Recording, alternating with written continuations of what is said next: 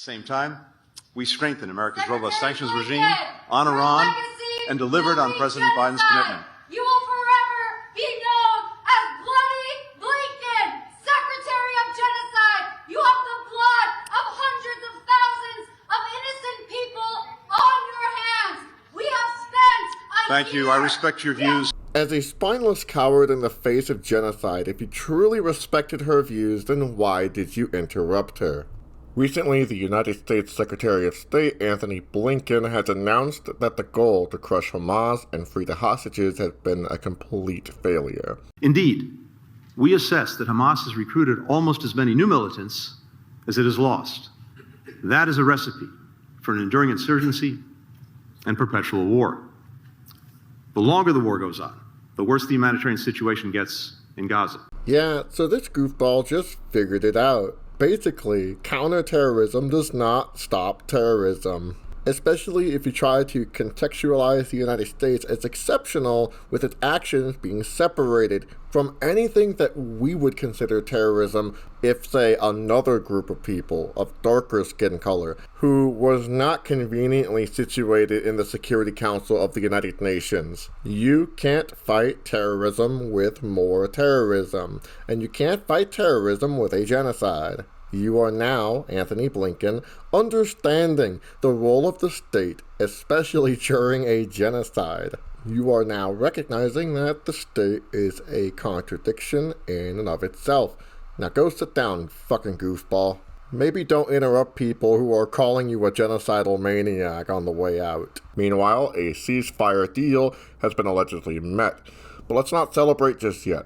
Obviously, this is a positive thing, but can we trust Israel? After all, the state apparatus that is Israel still stands. It is an empire that has not yet been abolished or dismantled.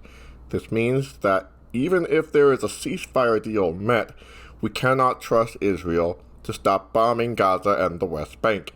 Look at what happened in Lebanon and Syria in the last 6 months. Clearly, when a ceasefire was previously announced in those areas, that didn't deter Israel from sending more hundreds and hundreds of bombs their way, even with a well-organized militia like Hezbollah. Not to mention that Joe Biden just last week sent another $8 billion of ammunition to Israel. Obviously, Benjamin Netanyahu is not getting $8 billion from the United States government just to buy V-Bucks. However, it is incredibly validating to hear from Anthony Blinken himself pretty much say what we've all known this entire time.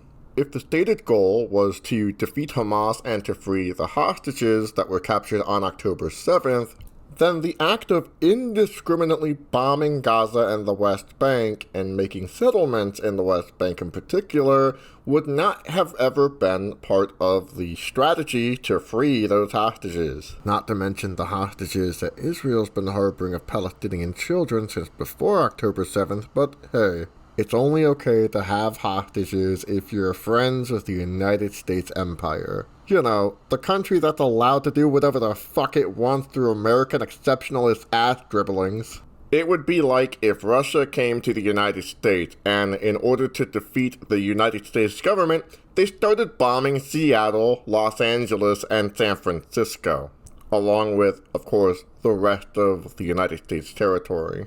Let's just call it for what it is. Israel, as well as the United States, participated in a genocide, in an ethnic cleansing campaign. And Anthony Blinken, as well as the rest of the Biden administration, and let's just be real here, the United States government as a whole, will have to live in infamy for the rest of their existence as fucking war criminals, monsters who perpetuated a genocide. There's blood on these people's hands. And I guess, like, you know, if I'm going to try to even remotely humanize these disgusting vermin that are the ruling class, then I guess, like, I would have to put myself in their shoes. And if I were in their shoes, I would end my life because of the guilt and shame that I would have to foster from that. And I'm serious, as a survivor of suicide, I really think that the shame that I would have to endure from doing something as disgusting as perpetuating genocide and enacting genocide and endorsing genocide. I'd have to end my life knowing how guilty I would be. So, in short, the facade has all come crumbling down. While I don't trust the United States empire, or Israel for that matter, I do hope that they make good on the ceasefire deal. I don't think they're going to, but I hope they do.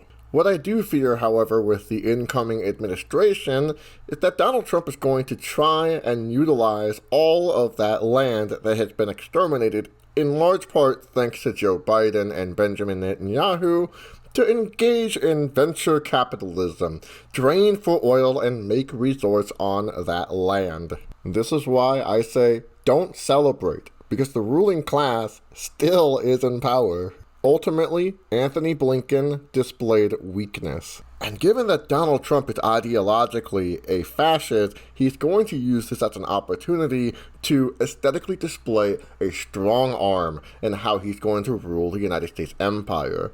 While I am hopefully optimistic of the ceasefire, I have to always remind myself that this is all for aesthetic. It's performative. The Democratic Party does not give two damns about restoring justice, or basic human rights, or the labor movement, let alone stopping goddamn imperialism. So, all I gotta say is keep your mind sharp and continue to fight against Israel and the United States empire until they both come crumbling down, and that the indigenous peoples of all colonized territory get their land back and restoration. The fight is absolutely not over. Thank you.